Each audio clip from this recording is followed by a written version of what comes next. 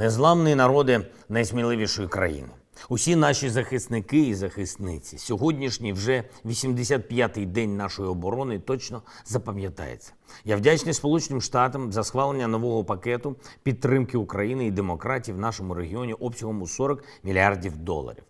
Сьогодні цей пакет проголосований в Сенаті США. Це прояв потужного лідерства і потрібний внесок у наш спільний захист свободи. Також у Німеччині відбулася зустріч міністрів фінансів та керівників центрбанків Великої Сімки, представників міжнародних донорів.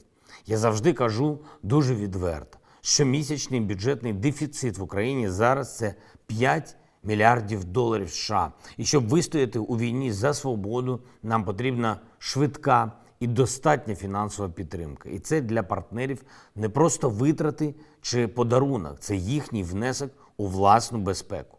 Бо захист України означає і їхній захист від нових війн і криз, які Росія може спровокувати.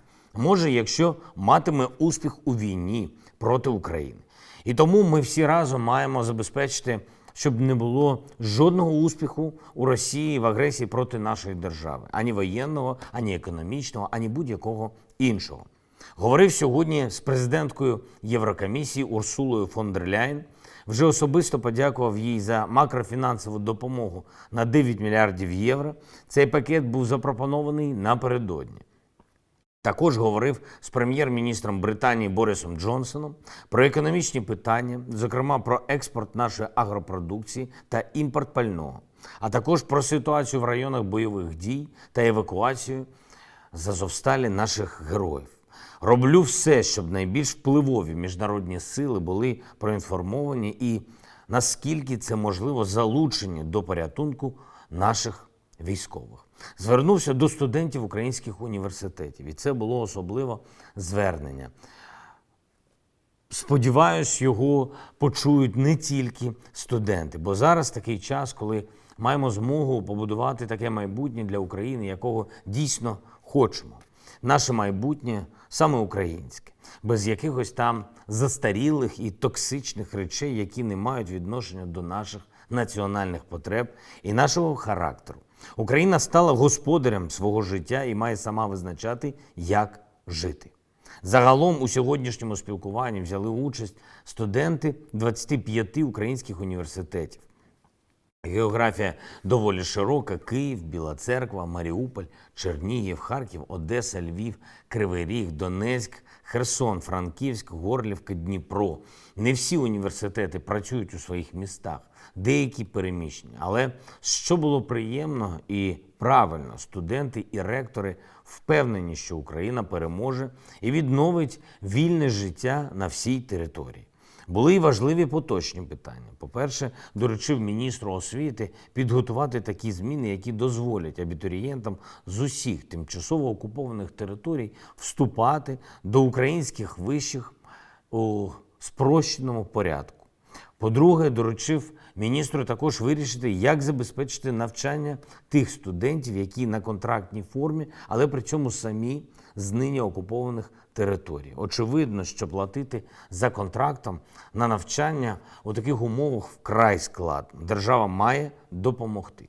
Тож очікую від міністра, від уряду і, якщо потрібно, від народних депутатів відповідних рішень.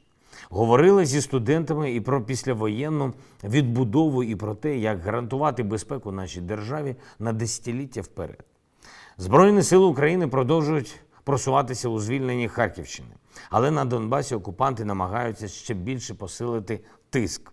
Там пекло, і це не перебільшення. Жорстоке, абсолютно безглузде бомбардування Сєвєродонецька. Там тільки за один день 12 загиблих, десятки поранених. Бомбардування і обстріли інших наших міст, авіаційні і ракетні удари російської армії – все це не просто бойові дії під час війни. Російські удари Чернігівщини, а зокрема страшний удар по Десні.